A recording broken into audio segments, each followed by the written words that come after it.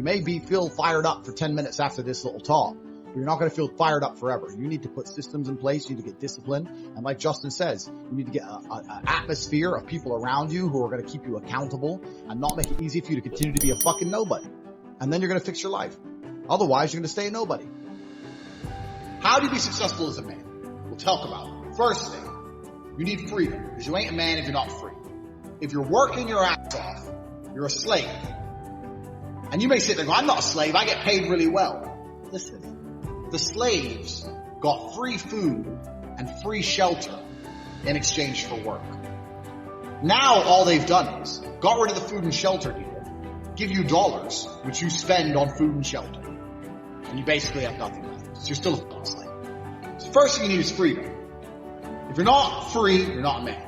First, you're not a successful man. So you should always be working towards freedom. And I mean freedom with your time. Do what you want. Freedom with your location. Go where you want. There's a riot. Cool. Go in Tokyo. See you later. Bye. Going to Australia. See you later. Bye. Freedom, one thing. The next thing that constitutes success as a man is your network. Who are you talking to? Who are these people? Who will answer your phone calls? Listen, I got 2 phones. Identical, almost. Twins. I got 2 phones right here. And I can call one of many multi-millionaires. And when they see my name, they're going to pick up the phone. They're going to be like, oh, shit, Tate. Oh, wait, guys, wait. They're going to stop their conversation and be like, whoa, fuck, Tate, what's up, Tate? Because they know I don't call for no bullshit. They'll be like, oh, money phone free. So I can call multi-millionaires right now. I can have the best idea in the world. I can call a bunch of multi-millionaires right now and say, look, I need 100 mil. Here's my idea. Boom, boom, boom, boom, boom. We can make something happen. You can't do that. I can do that. Freedom, network. And then you get into the aesthetics of life. For people to view you as successful, you need good body language. You need physical presence. A man who's not dangerous. A man who has no physicality. It will never be seen as successful. Oh, I'm successful, I'm rich, and yeah, but I'll break your neck. Look how big my hand is. I'm gonna grab you by your neck and choke you till you die. Who's successful now? I'm breathing and you're not, so I'm more successful than you. So you can't be a little bitch. And I understood this from a young age as well. So I'm sitting there at a young age thinking, I need to get a network of high net worth individuals, or not even rich men, but men who are driven, men who are making money, and I need to find a way to talk to them, work for them, learn what they know so I can become one of them. I need to get body language and physicality. I need to become big and dangerous. I need to be able to display that without saying it. I need women in love with me. I need beautiful women who adore me. I need these things because this is what shows the world I'm the fucking dog. So I'm sitting there and I understand what I need. And I knew this at 21, 22. A lot of you people are older than this. Older than me. You're older than I was. And I'm telling you something. You're sitting there going, yeah. Didn't even cross your motherfucking mind. You've been too busy jerking off to Pornhub and not thinking about what you actually need to do to be successful in this life. So these are the things you need to be a high value man. Because if you have all those things and then you get some money and you have geographical and time freedom, you're now genuinely successful. Your mentality is heavily linked to your reality. And the fact that most people have such weak mindsets comes from the fact that they have a weak life, a weak body, a weak social circle, a weak network, a weak bank account, a weak relationship, and then their mind is weak. Well, of course. Whereas if you had a group of soldiers around you, men who were dedicated, who would ride or die with you, if you were strong, if your woman would never leave you no matter what because she idolizes you, then your mentality would be strong. Your mind would be strong by extension. So if someone comes to me and goes, I doubt myself, I usually look at them and go, yeah, I understand why. You're a little fat piece of shit. You're stupid. Of course you do. Hey, Andrew, so how do I get like a 6-pack quick? What's the fastest way to get a 6-pack? Why does it have to be quick? Why does it have to be easy? Why do you think life is all quick and easy? Why can't it be hard and difficult? Why can't you suffer? Because suffering is what gives it value. If everyone had a 6-pack and it was quick and easy, then it wouldn't be valuable, would it? If everyone walked around with the 6-pack and they got it easily, then no one would give a shit. The whole point is that it's difficult to get. Value is linked to difficulty. If you want something that is valuable, you need something which is difficult to obtain. The fact that you just said you wanted it quick and easily shows that your whole mental model is fucked. You shouldn't be thinking about quick and easy. You should be thinking about hard, suffering, pain, going through it. That's what you should be thinking about. This is going to be hard, but I'm going to do it anyway. Because when it is done, then everyone's going to know that I went through something difficult. Why do you want it to be quick and easy? Success is the most overused word. Because we talk about success. Oh, this guy, he's really successful. These motherfuckers. So let's say I'm working at a company. Yeah, I'm the big boss. Let's say I'm a guy. I go college. I go university. I go to this company. I work. I become a manager. I'm on $150,000 a year. I got a company BMW. And I wear a suit. And everyone at my job does as I say. By all measures, I'm a success now. But here's the truth. When I leave that company, no one gives a fuck about me. I'm a nobody outside of that one building where I'm a little bit important. My wife doesn't want to suck my dick because I'm fat, because I didn't have time to train, so all I did was work. I got a BMW. BMW. I know hoes with BMWs. BMW. I didn't even consider that a car. BMW.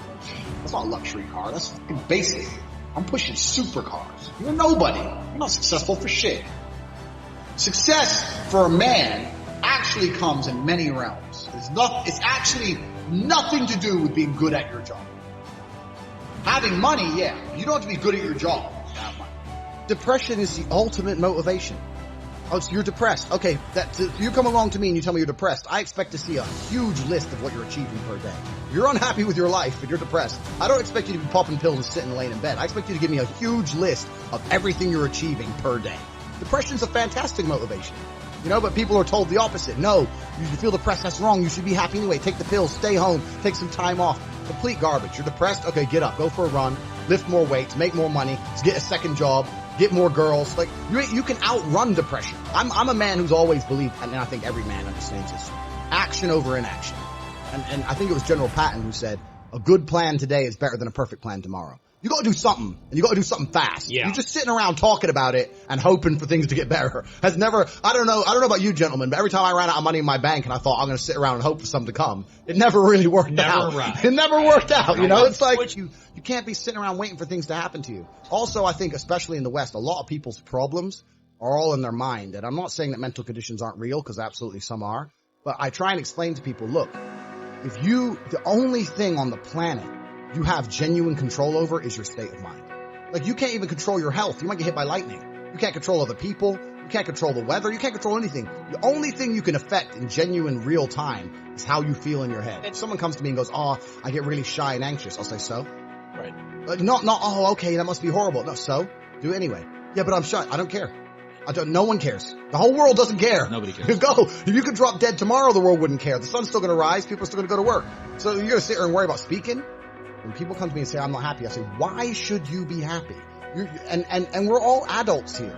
This infantile mindset that we're all supposed to be like we were when we were 3 years old, and oh, something shiny, laugh all the time, run around in circles. We're grown-ups and we have responsibilities and we have problems and we have pressure, and you don't necessarily have to be happy to perform, especially if you're a man. Like women have this, I guess to a degree, they're born lucky. Women have this mindset where people expect women to be happy. Women need to be happy. But as a man, you have a burden of performance. As a man, you shouldn't be waking up going, how do I get happy? As a man, you wake up and say, okay, how do I perform? You know, and happiness will come at the end of the performance anyway. But if your number one goal as a man, if your number one mission in life is just to be happy, that's going to be an extremely vaporous existence, and you're not going to be a man of substance. The men of substance out there are not necessarily happy people. Mike Tyson wasn't happy when he was smashing people's faces in. That's not how you get there. You don't get there being happy. It's just the whole mindset, the whole idea that, oh, we all need to be happy all the time is the reason you have men on the streets taking drugs, looking for a quick fix. They don't want to do any real work to get any genuine fulfillment. So they end up shooting drugs, running around being fools. Yeah. And that's what happens. Motivation isn't real. Everyone says this. Motivation is not real. Discipline is real. I do not feel like training, but I still train because I'm a disciplined individual. You don't get to go through life only doing the things you feel like doing. Do you know who gets to do that? Women. Beautiful women. Beautiful women get to do what they feel like doing. As a man, you have to do the things you're supposed to do. Because what we said earlier is absolutely true. It's player versus player. And I wake up and I decide, even though I don't feel like working, I'm going to work my ass off. And you wake up way down there, a peon, and you can't be bothered to work. What chance do you have against men like us? You don't stand a chance. Now, if you're going to wake up and look in the mirror and understand that you're absolutely not really crushable, that you're a rabbit and that lions exist, and that's not going to motivate you to do something, there's no point asking us a question. You know exactly what you need to do. If you want to stay killable, then stay killable. But I can't live that way. I would refuse to live that way. It's a disgrace to my bloodline. It's a disgrace to my parents who struggled to raise me for me to be anything other than the best version of myself. That's honor. I have honor to my last name and to my ancestry. This is down to you.